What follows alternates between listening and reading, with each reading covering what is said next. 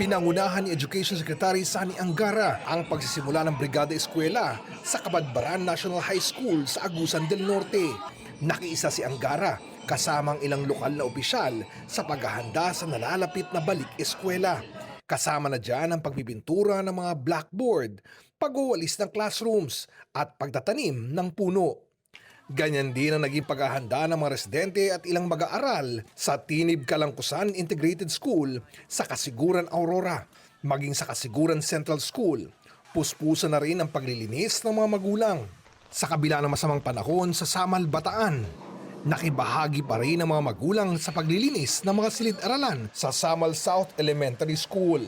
Naging abala rin ang mga magulang sa Parang Elementary School sa Marikina City. Sa Rosauro Almario Elementary School sa Tondo, Maynila, pinasinayaan naman ang Brigada Eskwela sa pagkakaroon ng parada na layuning makahikayat pa ng maraming volunteers.